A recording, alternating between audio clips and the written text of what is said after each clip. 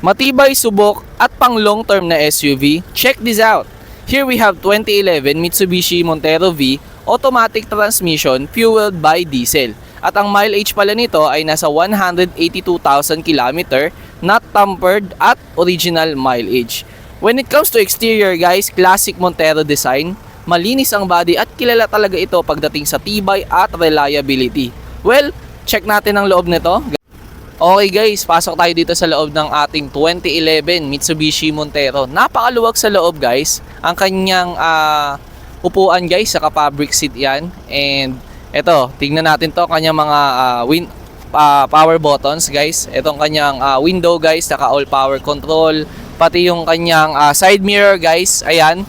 Napo-fold din yan and also pwedeng ma-adjust ang kanyang view. And syempre, dito tayo naka-automatic shifting knob yan guys para relax lang sa biyahe. Pagdating naman sa steering wheel guys, meron na rin itong audio control buttons. Pakita natin sa kanila.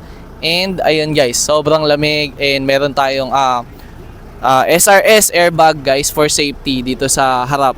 So, ayan. Dito tayo sa second row guys. Dito sa second row guys, napakaluwag din and also pagdating sa legroom and headroom guys, maayos at maluwag. And check natin guys, meron din tong third row para sa ating mga pasahero. 7 seating capacity nga palang itong ating 2011 na Montero guys, V-Variant. So ayan, napakaluwag and also pwede ito pang daily use at also para sa mga family occasion. Okay guys, sa mga nag-i-inquire dito sa aming 2011 Mitsubishi Montero guys, perfect ito ngayong Christmas para sa mga gustong mag-adventure and also family trip guys. We offer this on cash for only 498,000 pesos only. Sa financing naman guys, we offer it at 68,000 low down payment.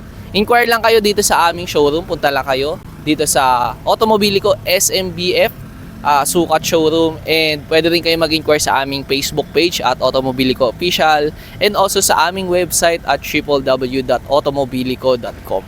So ayun lang guys, dito sa Automobilico, sigurado, klaro, warantisado.